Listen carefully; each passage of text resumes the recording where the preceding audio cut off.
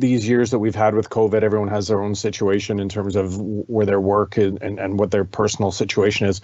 And many times it feels like Groundhog Day. Well, Patrick, I feel like this is like the 7th year in a row that I've been asking at the end of the postseason, like, what's going on with the Canucks defense? It seems like the blue line has been a sore point for this franchise forever. And, we did, as you alluded to earlier, we saw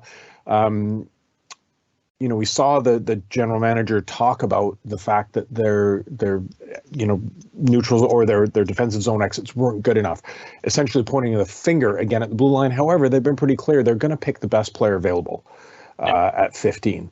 So what's going on with the Canucks blue line? What is the quick fix? We know that they've splashed in the free agent market. They've taken on a massive contract with Ekman-Larsson in terms of a trade last year.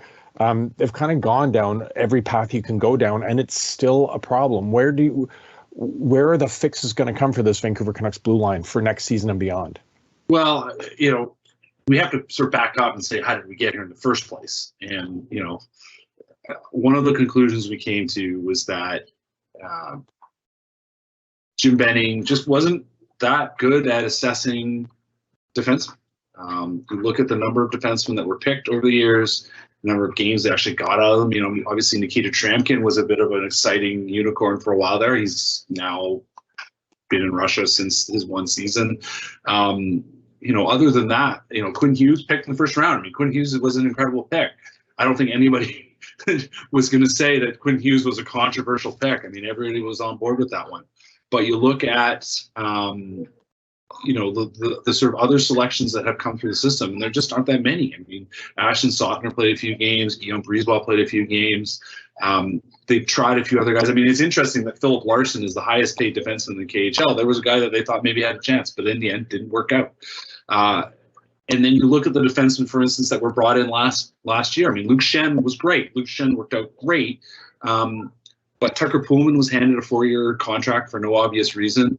Travis Hamonic, who I didn't think played all that well last year, was brought back on a 2-year deal and with a raise. Like, it wasn't clear what the process was there other than, well, we like you and we think you're worth this. But I mean, I don't think anybody was going to be giving Travis Hamonic the contract to give to, especially when he was a player that had made it pretty clear there weren't a lot of places he was interested in going last year. So, that's kind of the stage that we're looking at, is that mostly an underwhelming group of defensemen assembled by the previous management group, and now are in. The Canucks are in a spot where they've got to, the current management has to figure their way out of that. And I think, you look at Tyler Myers, who now only has a 10-team no trade, perhaps a team.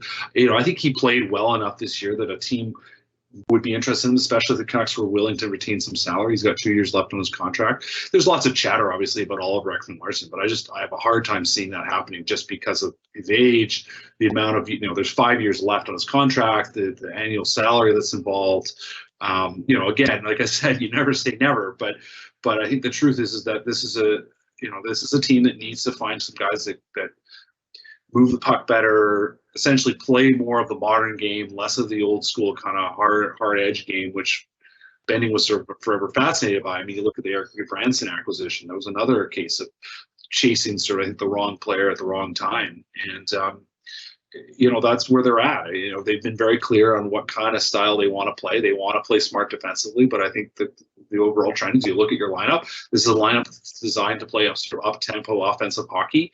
And, you sort of work your way from that. How do we get to that or how did they get to an actually successful NHL lineup or NHL result with the lineup they have, and what tweaks they need to make? And, quite clearly they're going to need to get some defensemen that have a little more offensive upside.